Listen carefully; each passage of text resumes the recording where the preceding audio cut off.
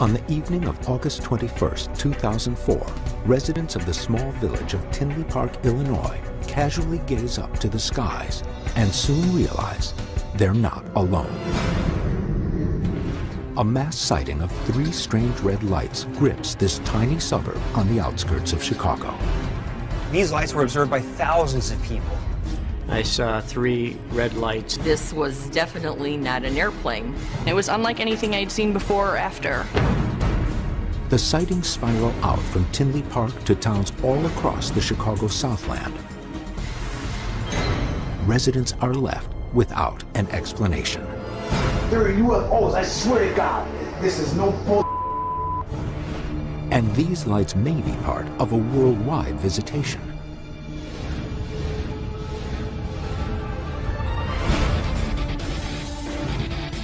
Now, for the first time, witnesses are coming forward. Tinley Park Police Station was being inundated with phone calls. So everybody was calling the cops.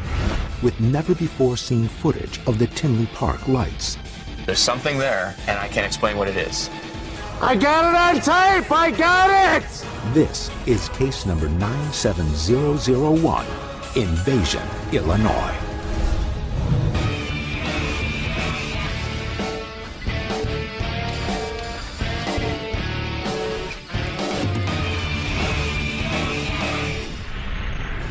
Right outside our front window, we were able to see it. 3 red lights in the sky.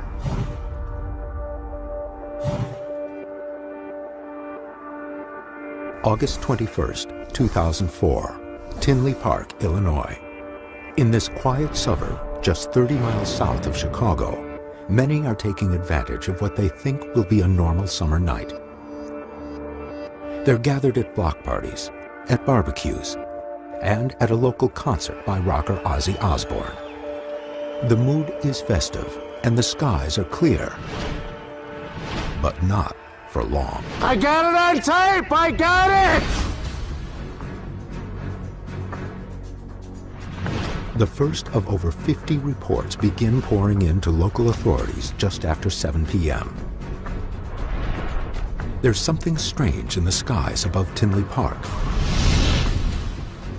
3 bright red-orange lights that seem at times to be flying in a triangular formation, and sometimes in a straight line. Actual video from that night shows the lights moving silently and slowly from west to east over the Tinley Park area, often visible for as long as 30 minutes. By 9 p.m., reports of the strange lights spread like wildfire over the Chicago suburbs. Tinley Park, Lake in the Hills, Oak Forest, Orland Park, Mokina, Madison, Frankfurt. I saw 3 red lights in the sky. They were kind of hovering and changing formations from a triangle to like a 3 in a row, like dot, dot, dot. And this thing just floated across the sky from southwest to northeast.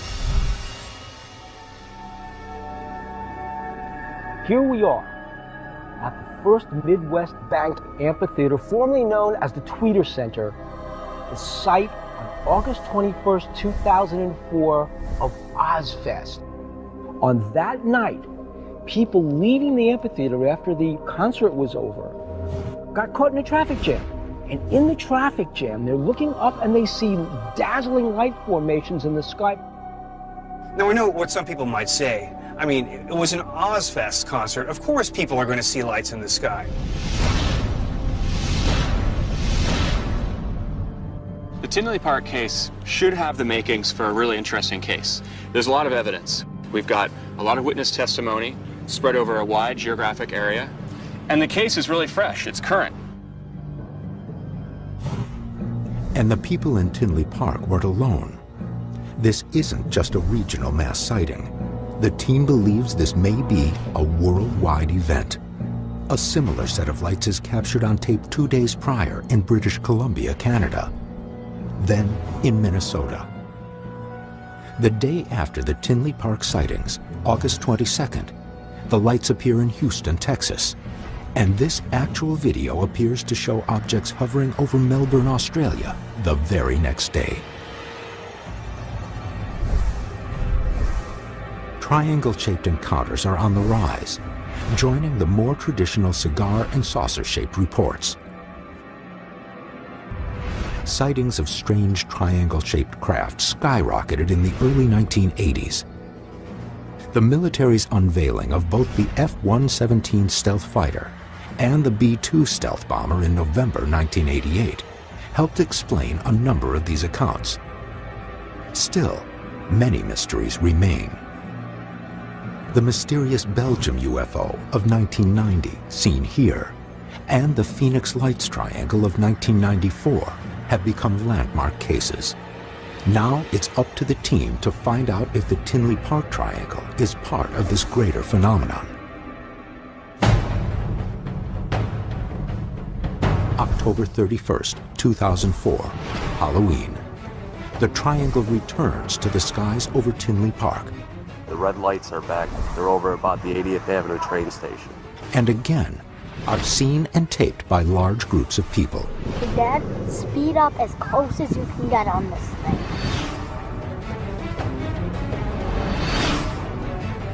The debunkers tell us these are flares. These are flares attached to balloons that are hovering in the air. Could these lights, witnessed by hundreds and maybe thousands, be simply a hoax or something else entirely?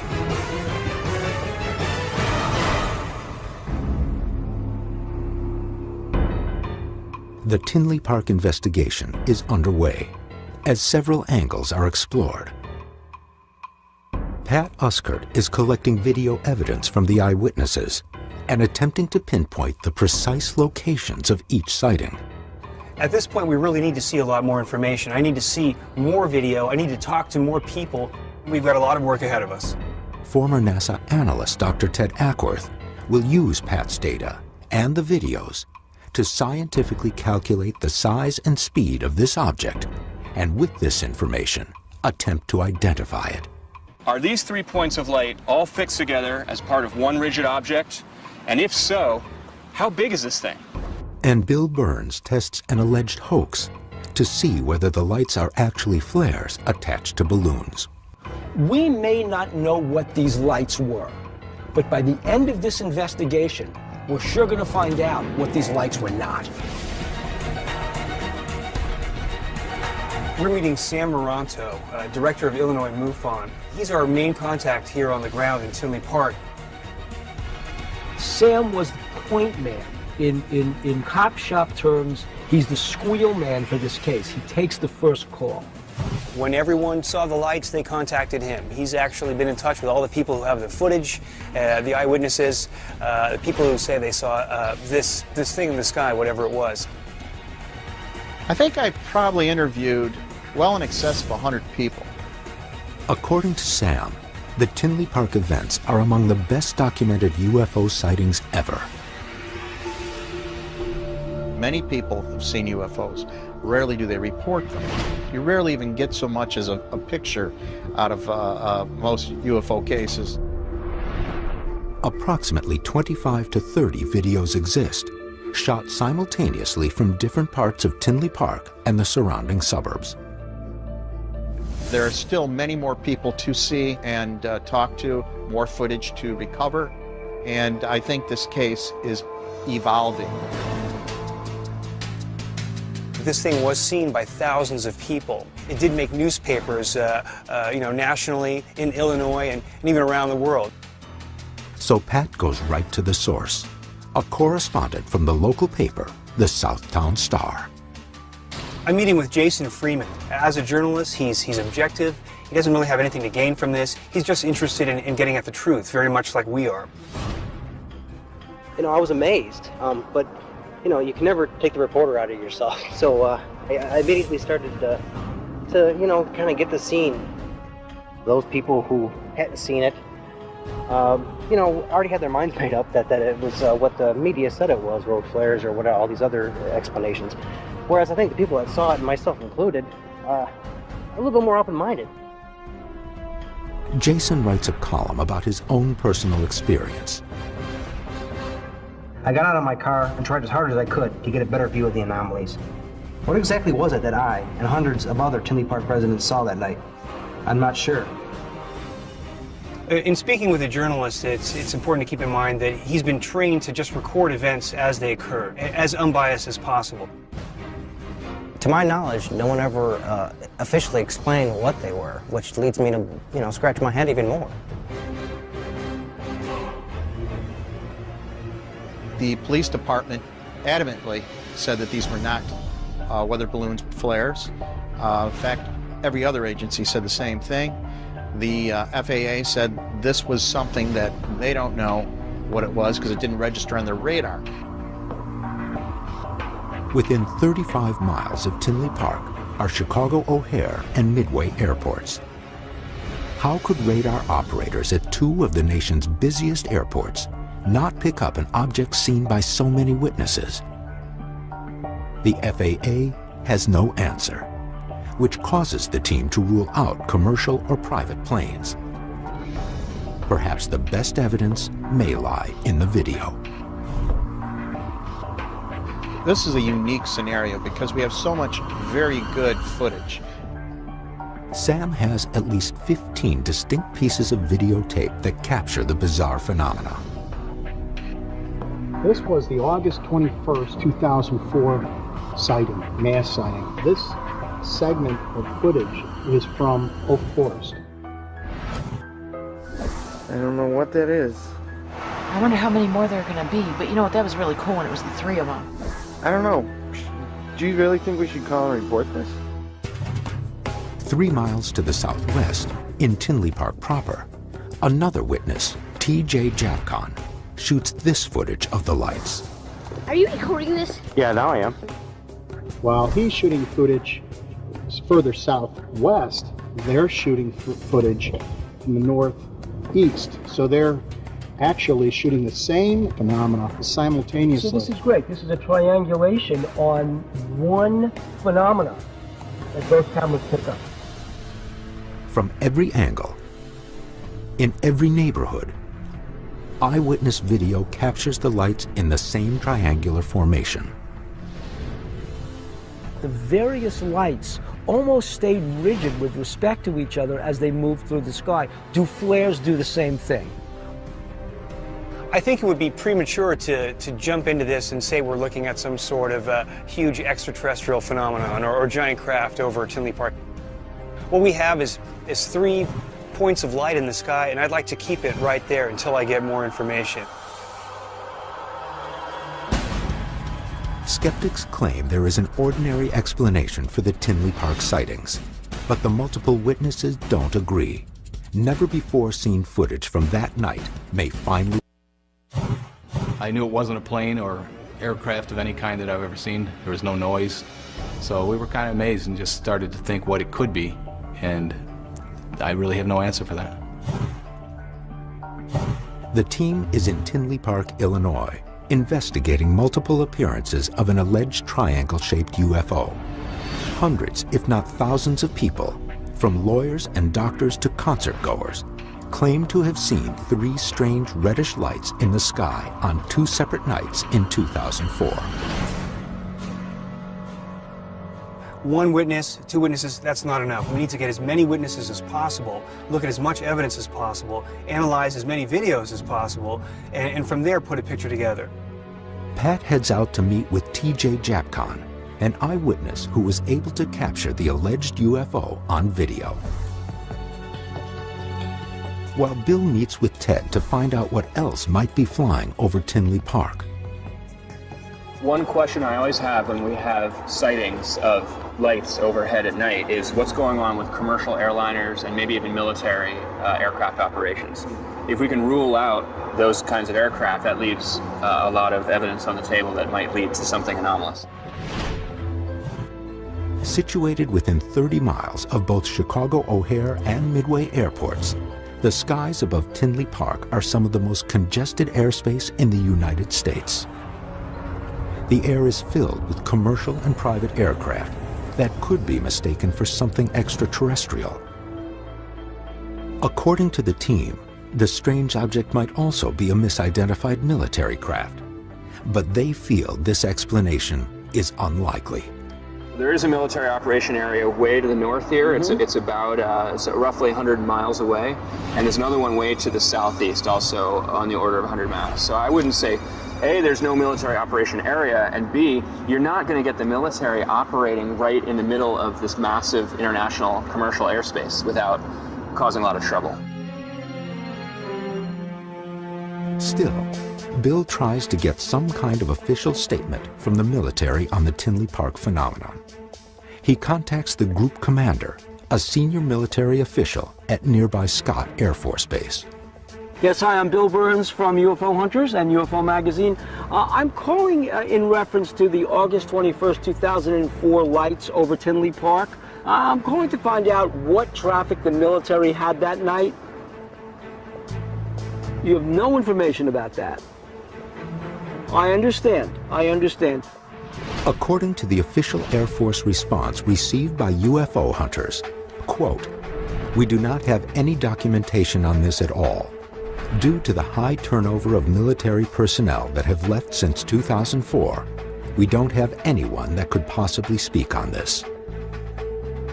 Now we've got to get to the witness locations. We have to interview the witnesses. The more videos we have and the more witness statements we can get, the more scientific data we can get over to Ted to analyze on the workbench to see what we really have in front of us. I saw 3 red lights that were slowly hanging in the sky. It was the most incredible thing I had ever seen. I've never seen anything like it before. I've never seen anything like those lights.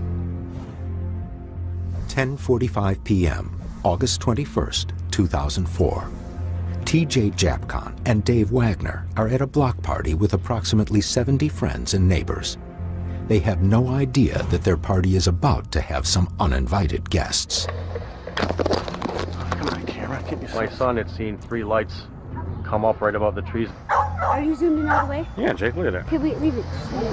Okay, it's a UFO. Someone saying UFO, and I did turn around finally, and I saw it, and I'm like, what in the world are these things? We've just never seen anything like that Everybody before. was just staring at it. It just floated across the sky. 3 red lights and like a triangle. TJ gets his video camera and manages to capture the object on tape for an incredible 18 minutes. It's definitely not a helicopter. It's going too slow for a helicopter, too. That's going right over us. As they watch, they believe the object is maneuvering in ways beyond the capacity of conventional aircraft. It took about 15 or 20 minutes to move from here to over there. And then it stayed stationary for a little while, and then it crawled again. So it actually stopped at one point? It stopped, yeah. So it moved across the sky, stopped, and then it continued moving? Yeah. Yep. Wow. The slow pace and stationary hovering of the object is highly inconsistent with typical aircraft flight behavior, and these locals know it. When a police officer stops by the block party, he is bombarded with questions about the object. We had stopped him, and we asked him what was going on, and he goes, right now, he goes, I can't talk. He has to get back to the station because the station, Tinley Park Police Station, was being inundated with phone calls. Yeah. So everybody was calling the cops? Everyone was calling the police. UFO hunters contacted the Tinley Park Police Station for a statement. The officer in charge had no comment on the case, but their own incident dispatch report shows they did receive calls of red lights in the sky that night. After half an hour, the object slowly disappears into the night. Whoa! Where'd it go? Where'd it go? Gone. But around 11:30 p.m., TJ and Dave have another sighting. A single red point of light that follows the same path as the object seen earlier. Oh, come on. Kurt! They're back! UFOs are back. This time, Dave is ready. He has a high-powered telescope in hand. I didn't see any sides or anything, but from the naked eye, it looked like one dot in the sky. But through the telescope, it looked oval-shaped with about 10 or 12 red lights around it. Pat collects TJ's video and other data for Ted to analyze. He uses a GPS locator to plot the precise location of the sighting. Next, a clinometer helps establish how far off the horizon the alleged UFO appeared to be. Finally, compass readings pinpoint the trajectory of the UFO across the sky. Definitely the footage that TJ just showed me is very similar to the footage I saw earlier with Sam. These are definitely videos of the same event, the same lights over Tinley Park, whatever they were. What was this object? What was its size? And how far away was it from the witnesses? Or was it an object at all?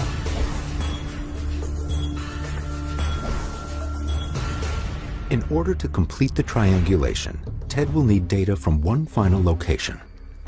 With this information, he can also start estimating the size and speed of what these people were seeing, and perhaps even identify it. That same night, Bob Peterson is with his children in his backyard when he sees the same triangle-shaped object. Dawson, go ask Mom for the telephone. I want to call somebody. What made you take notice of these lights? I just happened to look up and there were 3 red lights in the sky. It was definitely an odd thing to see. We are kind of in a flight pattern here from Midway Airport. There's a lot of activity as far as planes are concerned. So at first I did think they were helicopters, but as they got closer, I mean, they were dead silent. There was just no noise coming from them. So at that point, it wasn't a helicopter. How about airplanes? No, it's way too slow. Despite his sighting, Bob is not convinced that he has seen anything extraordinary. My opinion is there was some type of hoax put on. I don't know what it would be. Bill Dooley, Bob's friend and neighbor, also witnesses the lights, but his reaction is very different. We actually had a high-powered telescope back here at the time, and one of our friends got right on it. But he said it looked just like we're seeing it with our naked eye. I thought it was something, some kind of flare or something like that. We thought about that you would see some kind of smoke, and we didn't. Again, Pat takes the crucial location data for both Bob and Bill's sightings. With 3 distinct locations, his data compilation is complete and ready to send to Ted. But before Ted comes to any kind of conclusion, the team has a critical experiment to perform, one that will put them directly. If it was a hoax, they did a really good job, whoever created the hoax. That's all I could say. Skeptics and debunkers claim that the 3 bright red lights seen by hundreds of witnesses in the skies above Tinley Park, Illinois, are nothing more than flares attached to weather balloons. But those who actually saw the lights with their own eyes hold a different opinion. My son and I were on the phone together watching the UFO. Planes' lights normally flash, but these lights didn't flash. It was exciting and it was disturbing. Dr. Ted Ackworth has worked for NASA's Flying Imaging Aircraft program. He is joined by Terrence Masson, an image processing expert from Northeastern University. They begin by analyzing footage shot by T.J. Japcon on August 21, 2004. Ted feels it has the highest image quality of the nearly 30 pieces of video UFO hunters have collected. My first thought was it was going to be necessary to stabilize because these are shot by normal people, background, handheld, so we've got this kind of swimming motion. That's pretty typical. Once we've done that, I was able to then pick one of the 3 lights and translationally pin that so that all of the related emotion is basically locked around that point. Having stabilized one point of the 3, Ted and Terrence are able to see how the other 2 points move around it. Are they free-floating or locked in place? To me, and the numbers bear it out, that it does look like the other 2 trailing points are locked to that 3rd nodal point and rotating. So either they're fixed to the same physical structure, a triangular craft, or if it's man-made, they have to be some kind of I-beam, some kind of physical connection. If the lights are all connected, why do they sometimes appear as a triangle and other times appear as a straight line? Is the object shape-shifting? Ted and Terrence's analysis shows that's not the case. The most likely answer is, as the attached lights move in the sky, the only thing that shifts is the viewer's perspective. To my eye, it appeared that those three lights seemed to be locked together geometrically, and his analysis agreed with that. We now quantitatively know that those 3 points of light are locked in space together. Ted and Terrence still cannot determine whether there is a solid triangular craft with a light on each point, or 3 individual lights that are somehow able to rotate together. One segment of TJ's footage from October 31st, 2004 shows a conventional aircraft, a helicopter, flying near the triangle shape.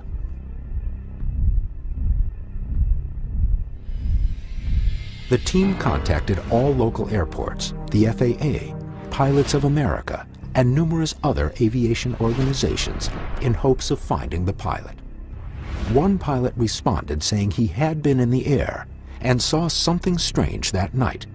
When asked for an interview, he refused, claiming he feared for his job. I'm hoping that we can get a sense of the overall size. Is this thing 10 feet across or a quarter mile across?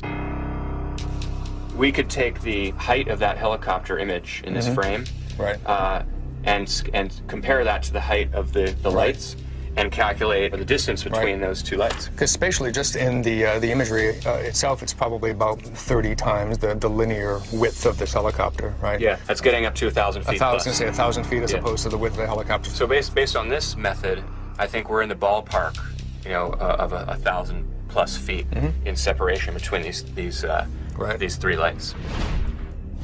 With their estimate of 1,000 feet between the points of light, Ted and Terrence plug in the location data that Pat has gathered from the eyewitnesses.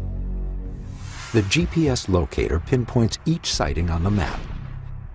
The clinometer reading reveals the angle of elevation, or how high off the horizon the lights appear to be. Compass readings indicate in which direction the alleged UFO is traveling. Without this additional information, no true estimate of the size of the object can be made. Based on the clinometer and compass readings, the witnesses all appear to have seen the same object to the west and low to the horizon, between 5 and 10 degrees. And we know from the footage here from TJ, which is taken from here, looking in that direction, at about roughly a 10-degree elevation, that our object is approximately that distance away from TJ. And we figured that was about 2.5 miles. If the unknown object is 2.5 miles away, at an average of 7 degrees off the horizon, and with 1,000 feet between each point of light, then they can estimate its total size. I think 1,500 is a pretty good estimate, plus or minus a few hundred feet. It's definitely not the distance from wingtip to wingtip of anything that... Absolutely not. And I don't know any structure that you could fly that could hold lights 1,500 feet apart. To the best of their knowledge, the alleged UFO over Tinley Park is one object several thousand feet in the air and about 1,500 feet from end to end. To put that into reference to something we might know, think of a 747 or the newer A380 aircraft. Those are about 250 feet in wingspan. So we would have to stack up about 6 of these to get the span that we're seeing from our evidence in this case. And that's just beyond, that's like 6x the largest aircraft that we have.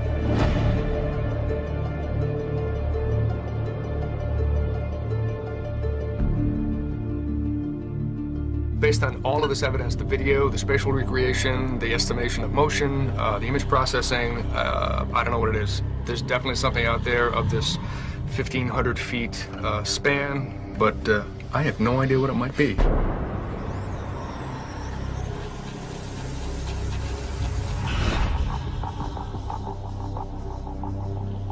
This could be an elaborate hoax. People say that there were red flares in the sky. Don't think that it was some type of a spacecraft. There just wasn't any evidence to me that it was anything other than three lights that were not connected. Although there's never been an official explanation for the lights over Tinley Park, there are some people who believe that these were nothing more than flares tied to balloons. And it's an interesting theory, one that we have to test. So that's what we're doing here today. We're actually going to set some balloons with flares aloft and see if they look anything like the Tinley Park footage from 2004. Cleared by local authorities, the test will allow the team to compare the color and intensity of the flares, as well as the way the balloons and flares move in the night sky, with the original footage of the lights over Tinley Park. But Ted's analysis proved the lights were connected by something solid, so if this was a hoax, it was rather elaborate. We suspect that there's a frame between the lights, an object between the lights that you can't see in the darkness. So what we're doing to test this out is we're building triangles out of the PVC pipe and attaching flares to the end of those corners. So in effect, we're making our own flying triangles out of flares and balloons. Let's see what they look like compared to the footage we have. As the team unloads their equipment, the weather begins to take a turn for the worse. Much worse. We're looking at major lightning right now, big storm coming this way. We have to shut this thing down and get inside and get some shelter. Bill and Pat manage to get the materials for the experiment inside, but the danger is far from over. They don't call this Tornado Alley by accident. I grew up in California. We just don't have this. I've seen lightning before. I've heard a little bit of thunder. This is, what can I say but welcome to Illinois.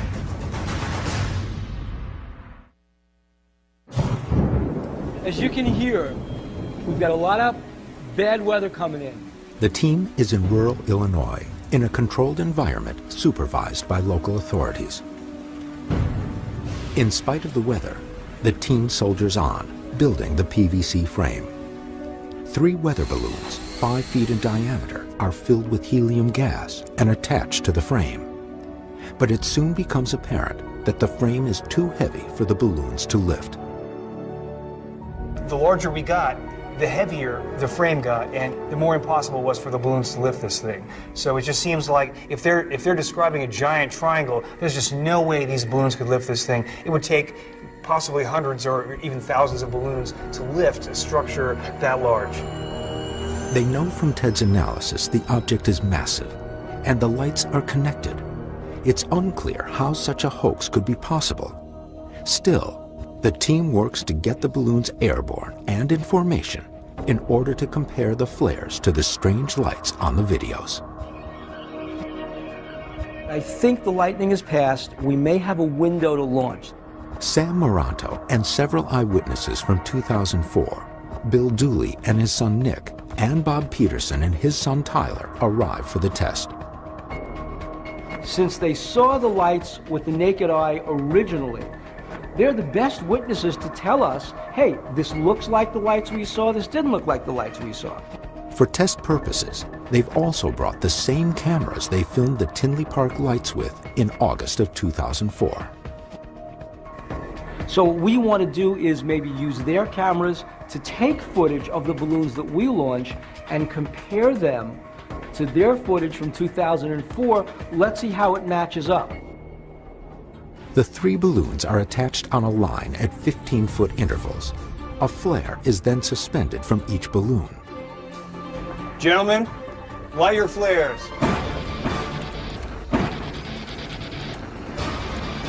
Make it on launch. Balloon 2.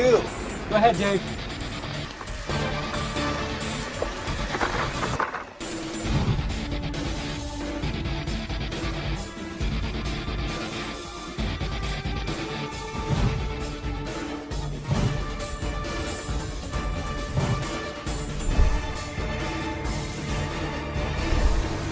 While Sam and the team have only seen the video evidence of the Tinley Park lights, Bob, Bill, and their sons are eyewitnesses.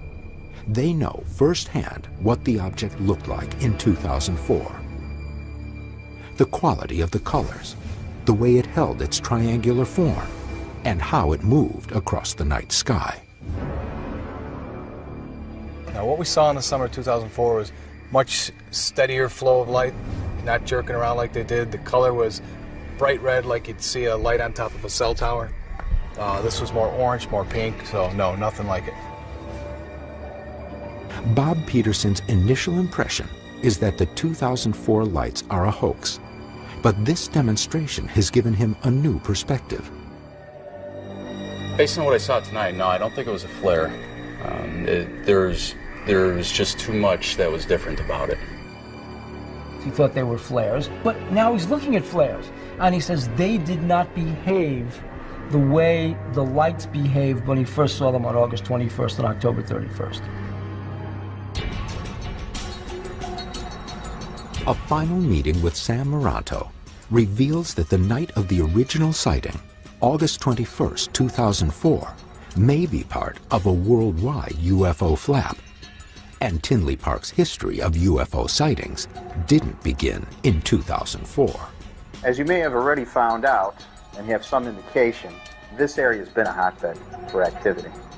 Project Blue Book, the Air Force actual investigation into UFO phenomena, actually had one of their cases here in Tinley Park. What was the case? The case was two young men seeing an unusual object. They reported it, and it was investigated and still remains unknown. And that was in the early 60s. Was there any other activity around the case that we're working with now? But I tell you one thing, Pat, we had August a hot month. Objects very similar to what was seen out here was seen on the 18th in Canada. On the 19th, we have that object over Minneapolis, St. Paul, hovering there for a period of almost 9 hours. Then here we go, the 21st in Tinley Park. After that, Houston, Texas. A few hours later into the 23rd, what do we have in Melbourne, Australia? Same thing again. Is it possible that these were all sightings of the same object? What was the date of the Australia sighting? The Australia sighting was on the 23rd, but remember, their dateline is ahead of us by 16 hours. What are the chances of these lights popping up here and then in Australia a couple days later? On the very next day. Sam Maranto has uncovered video from Australia that appears to show two of the Tinley Park type objects, seen here for the first time. Oh no, my battery's running out. Oh, no, Mum. On September 30th, 2005, the same configuration of lights returns to Tinley Park and again is widely seen and taped by the residents. The object appears to be the same one seen in 2004, and yet another sighting occurs barely a month later, on October 31st, Halloween 2005. With all of the evidence gathered for this case, the team waits for Ted to weigh in on the experiment. How will the new footage stand up to the original 2004 video of the mysterious lights over Tinley Park?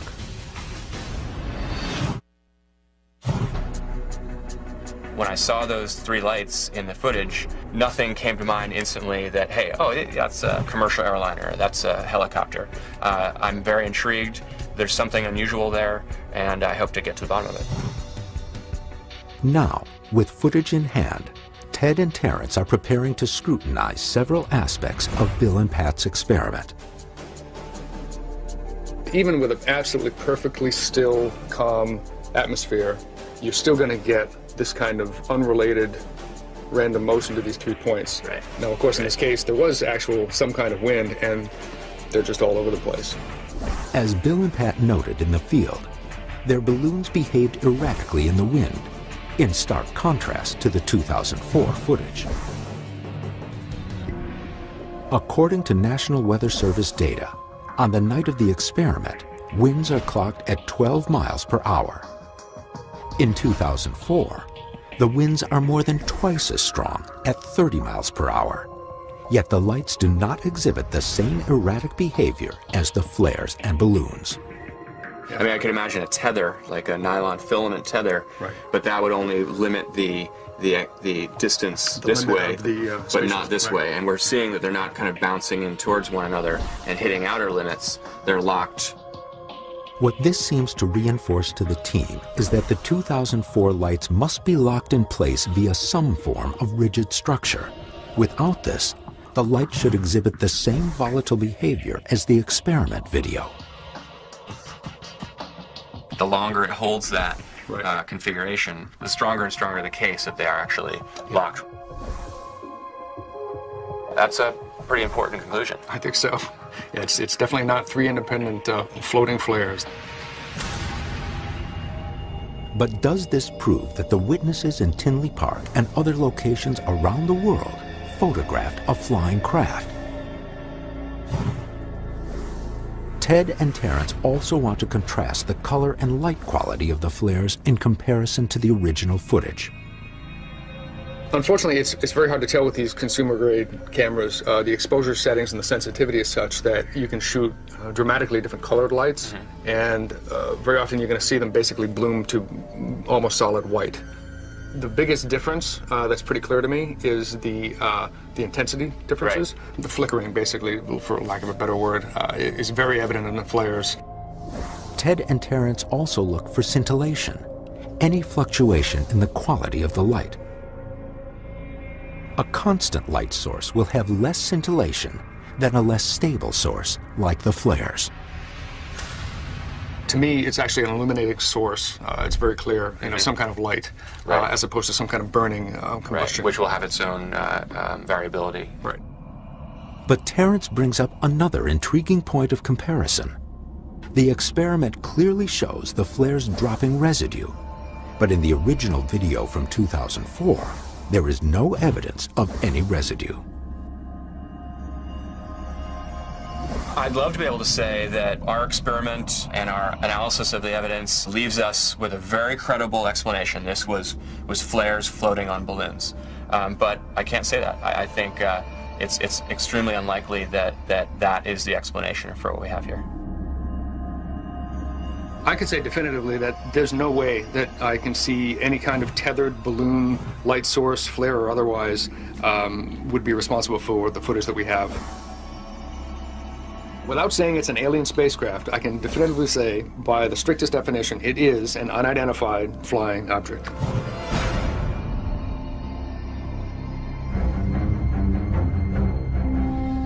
The Tinley Park case is a really interesting case to me. We've got a lot of data. We have a lot of witness testimony. We were able to do some extremely quantitative scientific analysis of our evidence. To the best of my ability, I can't put my finger on an explanation to say, oh, it was something terrestrial. All I can say is that I can't explain what it is, and yet is a highly credible, corroborated case. So there's something there, and I can't explain what it is, and that is very intriguing to me.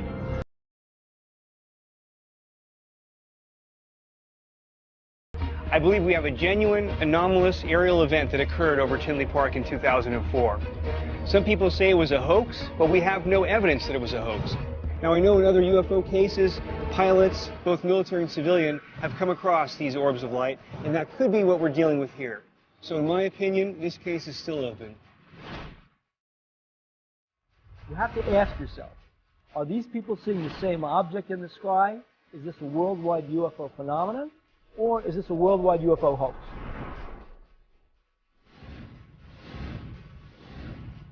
Both scientific and subjective testimony suggests that the object was not flares attached to weather balloons. Video analysis reveals something of massive size. Does the Tinley Park mass sighting and the mountain of visual evidence around it provide a glimpse of an actual UFO? Or are the answers still floating somewhere in the skies above Tinley Park? This terrifying information to come out, so that there'll be people in a camp of, oh, there are good ones and there are bad ones and we're going to choose sides, and it's Star Wars all over again. I mean, this is like, a wet dream, I hate to say that, for the intelligence community to have people, brainwashed this way. And what I think that, when I met years ago, I got a document. It's in the film very briefly, Sirius, which you can see at our website, SIRIUS is the name of the film, and it came out last year as the biggest crowdfunded film in history. And what happens is, in this document, it was, although they didn't spend much time on it in the movie, I would have liked to spend more time, is that it was from the Strategic Studies Institute, and it was talking, this is 1996, about creating a global abduction cult and to simulate human being abducted by aliens that would be done with very advanced aircraft and the stagecraft of creatures that look like aliens but aren't. And this document is in black and white, and it's an authentic document describing this program. Now, if that's all there was, I'd say, well, that's interesting. But then I've met with so many men and women who've been in these projects. I remember talking to a man who had been in a program back in the 70s. It was the late 60s and 70s where they were doing this. And he says, oh, yeah, back then we didn't have as good a stagecraft, as they called it, as we do now. But we were able to get these anti-gravity devices and have people appear to be aliens. And they would use various chemical substances, electromagnetic weapons, and they would engage in various types of abductions and also mutilation events back in the 60s, 70s, 80s, and for livestock. And he says we were doing that because we knew that that would make its way into the tabloid media and the UFO subculture and begin to start this slowly snowballing effect of fearing everything alien. So that's sort of how the game is played. It's been played for thousands of years by despotic demagogues, whether they be religious figures or political figures. And there's always an agenda behind it. The agenda behind it is to manipulate people through fear. And I think that, one of the big challenges of this era right now is for people to transcend and see through that. And it's like the old Who song, we won't be fooled again. And unfortunately, I think a lot of people have been fooled. And the idea that these programs aren't very well funded and extremely sophisticated in the technologies they have, it's just a wrong idea. They are well funded, albeit illegally, and they are very sophisticated in the technologies they have and also in the ability they have to stage something and fool people. So I think you have to view so much of this with an eye of, it's sort of like, is it real or Memorex? The old commercial years ago about the audio tapes. Is it actually an ET event, or is it something masquerading as ET or alien for the purpose of psychological warfare, like the Benowitz case that everyone probably knows about, the Air Force Office of Special Investigations case back in the day in the near Sandia National Laboratories in Kirkland Air Force Base, where they really did stage not only a human abduction, but a whole series of things and documents to put people off the course. Now, what a lot of people don't know is what they were really trying to hide, aside from putting out the false information, is that there was a woman that Paul Benowitz knew that had actually seen near Kirkland and Sandia a man-made anti-gravity propulsion device that looks like a UFO. And in order to sort of brainwash her into thinking that was not ours but alien, they set up this whole series of things that Richard Doty and others were involved in. And I think that this is a real problem because, you can't take things at face value, and when you do, you're going to find that you're just being played by some very sophisticated people who have a lot of experience manipulating mass markets and mass media and subcultures into a certain type of reactive or reactionary perspective. And I'd say, well, you can never prove a negative, so you can never prove that there are no civilizations out there that may not have our best interest at heart. But let's say even if that were true, what's your response going to be? Is your response going to be more war, i.e. Star Wars, interplanetary systems that are going into war? Well, if you understand technologies that are these scalar electromagnetic weapon systems, you can take out an entire planet with a system like that. So if hydrogen bombs and atomic bombs would leave the world uninhabitable, these systems are even worse than that. So there is only one path forward, and it's peace. And it's not as exciting as a horror film about aliens. It's not as titillating about finding a new group of people. You can't overtly be a racist, and you can't overtly hate women, or you can't. Now they're wanting to find a way that people can overtly hate something. Well, what's the next something? Well, it's another system out there, another star system that we have to hate. It's a very convenient thing. It's tragic, but it plays into this sort of collective experience of humanity in our recorded history of ethnic groups, religious groups, political groups going to battle, going to war. And you look at the last 100 years, we've killed something like 200 million of our own species in warfare on this planet, and often for things that are just ridiculous. And yet that's something that is, unfortunately, one of the chief organizing principles of the current world order is an us versus them, military, industrial, centralized governmental complex. And if they really want to be able to take that to the next level, they've got to find another enemy. So this is, I think, what's really deeply behind so much of the information that tends to scare people and turn people into these sort of dualistic camps of us versus them. Now, Dr. Greer, we are an extremely primitive species with this tribal warfare. Like you just said, these 200 million people that were killed.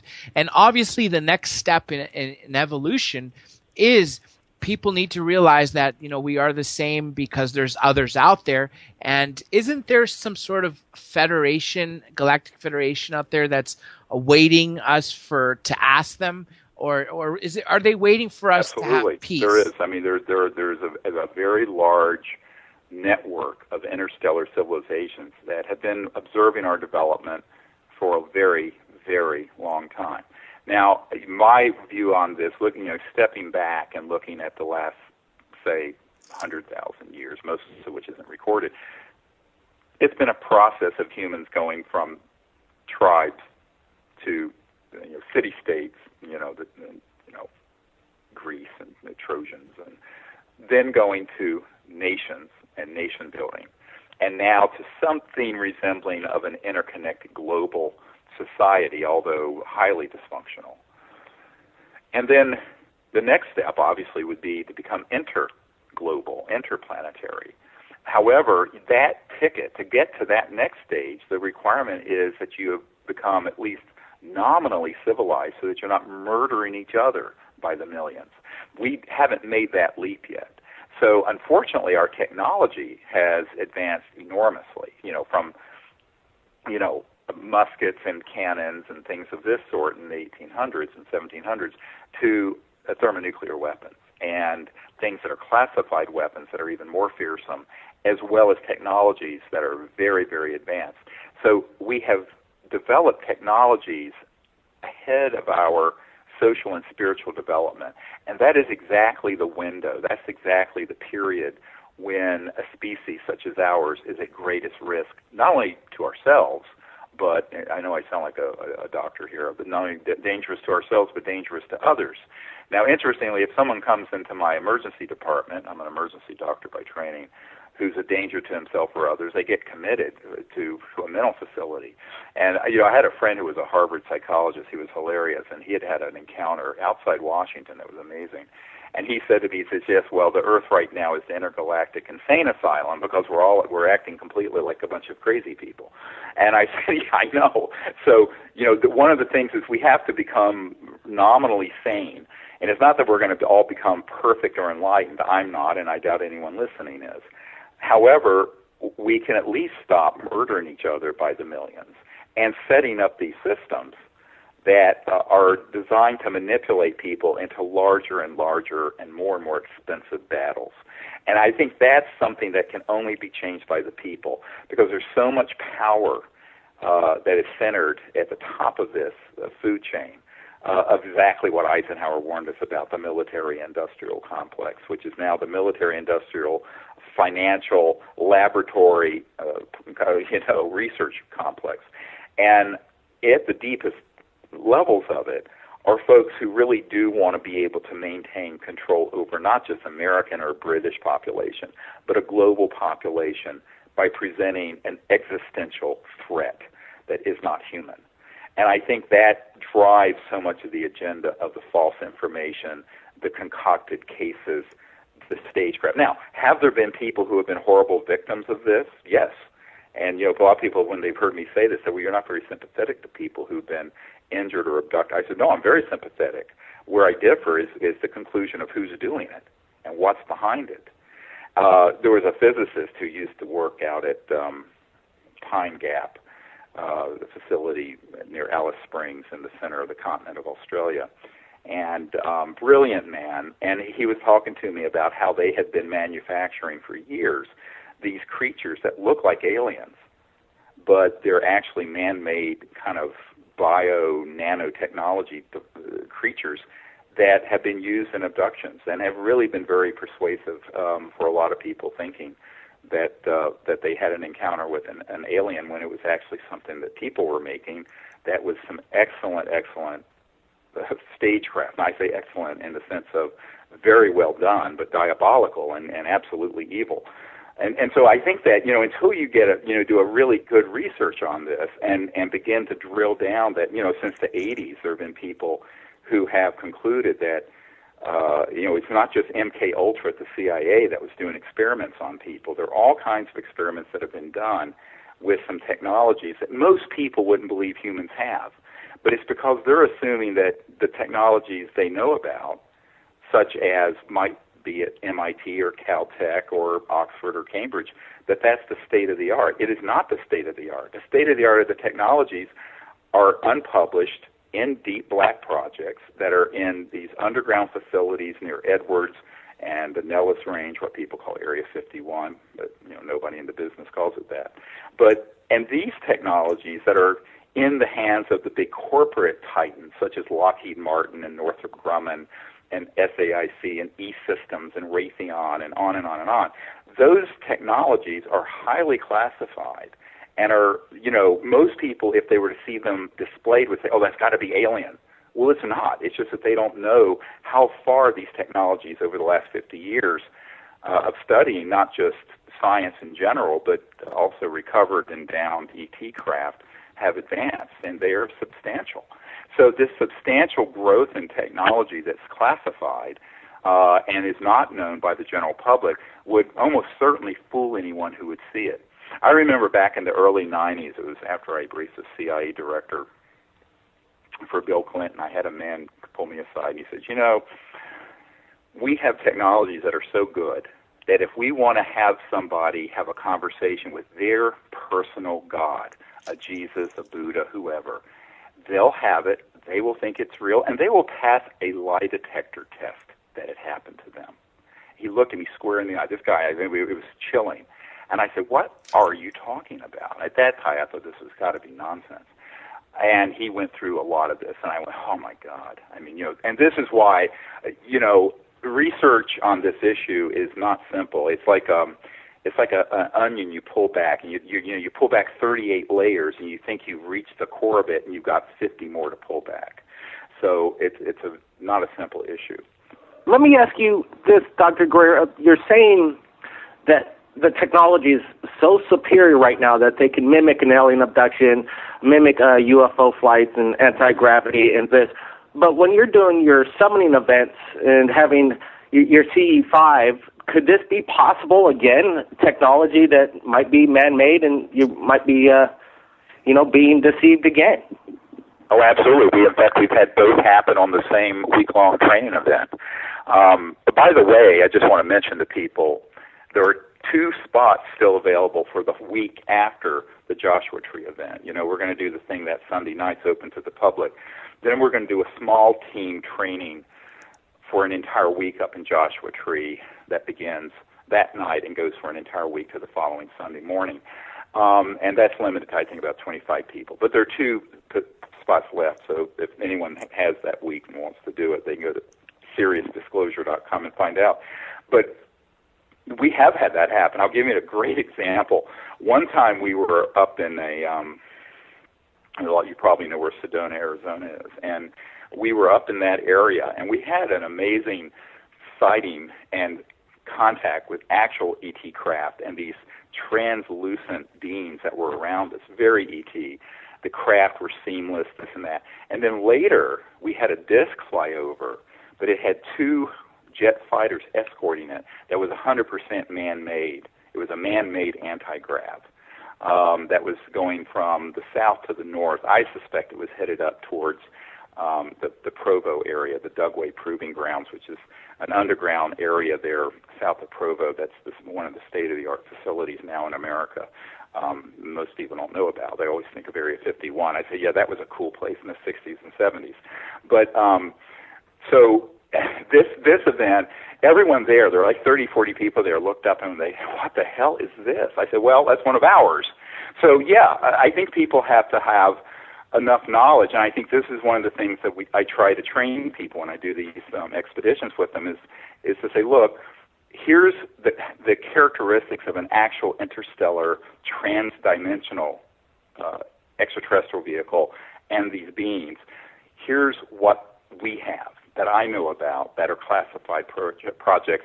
There are distinguishing characteristics. Now, if it's too far away and there's not enough information, you have to say, well, gee, I don't know if that was one of ours or one of theirs. And I think that, but if you don't even have that, in medicine we talk about differential diagnosis, so that if somebody has chest pain, there are like 115 things that can be. One of them is a heart attack. But if you don't know about the other 114 other things, you're going to miss a dissecting thoracic aneurysm, which is, of course, what killed Princess Diana. So you have got to have enough knowledge and information. What I find is sort of difficult in the UFO subculture is that people aren't drilling down at the depth that they need to, because the people studying new energy and anti-gravity and secret aircraft programs don't give much. Some of them don't even think any of it's ET. A lot of the people involved with the ET and so-called alien issue don't know about the other. You really have to put all of it together in a comprehensive bit of information, and this is what I've been trying to bring forward. It's difficult because people want simplistic answers, but it ain't simple. If it were simple, this problem would have been solved before I was born in the 50s.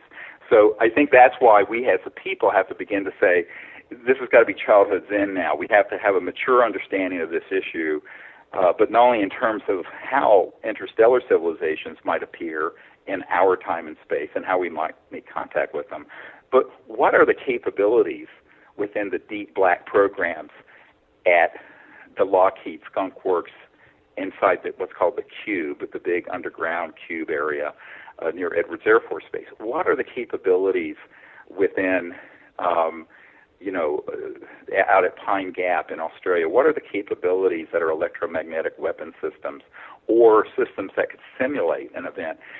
You have to know all of this in order to actually go out there and understand what's happening. And if you don't have that comprehensive amount of information, it's like a blind man holding on to an elephant, and you may be holding on to the back end of it. So I think it's a complicated issue. It's not insurmountable, but one can't take a facile, and it's not a trivial issue to get all this information around into a comprehensive paradigm. And that's what I didn't know 24 years ago when I started the Center for the Study of Extraterrestrial Intelligence and the Worldwide Disclosure Movement. I knew about some of this, but between 1990 and the year 1998 or so, I went through a very steep learning curve from people who were on the inside of these projects. I mean, as you know, I have an uncle who was Northrop Grumman and worked on the lunar module, the thing that put the first man on the moon. So I had a lot of contacts. When I began to learn what our capabilities were that were classified, that are 100% human, I went, oh my God, this is a really complex issue. It's not as simple as people think. So when I know Dr. J, and we have some guests on the line that want to get some questions into you, Dr. Greer, like Johnny Webb all the way from the UK, but I wanted to get this in. The false flag event, is it on or off the table by the powers that may be? A major invasion, CNN posted, and then there it is. Everybody knows that here's the extraterrestrial. We know we're not alone. Is this on the table, off the table, and how are you going to know if it's not legitimate, if it's one of ours or if it's the real deal? Well, first of all, interstellar civilizations have no need to invade here. I mean, I think with all due respect to Zachariah Sitchin and others, no civilization needs to come here to get anything we have here. We don't need to be turned into slaves digging up gold. If you understand the technologies of interstellar travel, you can materialize any element, any material you want through resonance field frequencies, and I can get into this later if you want to talk about it. So this is not something that, there's no real reason to come here. And by the way, they estimate there are 11 billion Earth-like planets in our own galaxy, the Milky Way, which is one of billions of galaxies. So anything that's here on this planet is abundant throughout the universe. So there's no need, if you can travel from one star system in one point in space-time to another by going beyond the speed of light through these other dimensions, there's no reason that there'd be that kind of an event that would be for their own self-interest, number one. Number two, what you ask about this false flag event, what people haven't understood about what I'm talking about is that event has been going on for 50 years. In other words, since Eisenhower lost control of these covert projects in the 50s, they have been putting out disinformation that has been tailored to create within the Hollywood, science fiction, and UFO subcultures this sort of aura of fear and of alien invasion and fearing all things alien. And I think this is something that people don't understand. It's a long-term project. So like Werner von Braun, when he was talking about this, he was talking about it, in 1974. That was 40 years ago. So it isn't like this is something that's just like a singular event that's going to happen. It's an ongoing disinformation and counterintelligence project that all of us have been victims of. Are they going to get it on a world scale, though, like CNN all at once? Is that on the table, or Sure, that's something that I would say that's something that's possible in the future, and I think people would have to be very, very careful about how they evaluate what's going on. I mean, I wish we had been so careful about the claims about the weapons of mass destruction in Iraq before we went up and completely dissembled that country. And look what we have now, probably what's going to become the biggest terrorist and radical state in the entire world, much worse than Afghanistan. So I think that what people have to begin to do is they need to question this. And if it's on CNN or any other major network, you really need to question it. I hate to say it, because, those guys are often just basically taking dictation from the right hand of the king. And I'm quoting, that what I just said, taking dictation from the right hand of the king, is what a very good friend of Mike Wallace at 60 Minutes told me up in New York back in the 90s, a guy named Schwartz. And Schwartz, this guy told me, he said, look, he says, I used to think we had a free press. He says, and he had been dealing with Mike Wallace on some of this stuff, dealing with these majestic documents and other things way back in the 80s and 90s. He says, what I found is that basically the big media cannot cover and will only portray things that they are ordered to do because they're corporatized. And those big media corporations are vertically and horizontally integrated into the system. So, I think that something certainly could be done like that. Now, the other issue is that you can have an authentic ET event, and it could be spun into something that is an invasion. For example, I'll give you a great example. Back during the darkest days of the Cold War, as you know from the Disclosure Project witnesses, many of our intercontinental ballistic missile, our nuclear missile silos and facilities were overflown by ET craft. A number of cases where, like in Minot, North Dakota, where you had 16 to 20 intercontinental ballistic missiles, thermonuclear weapons, that were rendered unlaunchable all at the same time. Now, at the same time, the same era when that was happening, I remember talking to Sam Donaldson of ABC News about this, that was going on in the Soviet Union with their nuclear weapons, but in a different way. And basically, a captain who was there in the Air Force at Minot, North Dakota, said he really felt that the ETs were saying, don't blow up this beautiful planet. But if you do launch, know this, we can intervene so you don't destroy all life on Earth, because this Earth is precious. He really got that vibe. And I said, well, of course that's what they were saying. If they wanted to come in and just invade and sanitize the whole Earth of all this stuff, They could do that probably in a couple of nanoseconds. The problem is that would look like an invasion. So it's sort of a catch-22. They're waiting for us to fix this problem because if it's done from outside, number one, we're not going to learn any lessons and evolve. And number two, it will be portrayed by these special interests as an invasion when it isn't, when they're simply trying to help or prevent something disastrous. So I think we have to look at this in a much wiser way than the sort of the paranoiac and sensationalism that permeates this issue right now. And that's one of the more difficult things for people to accept, because to be thoughtful about this is really difficult, and to be reactionary is predictable but cliche. Dr. Greer, we got a break in a couple minutes, but real quick, I wanted to give Blake any last words before he goes. Well, certainly we're going to be getting on location and working on our latest production.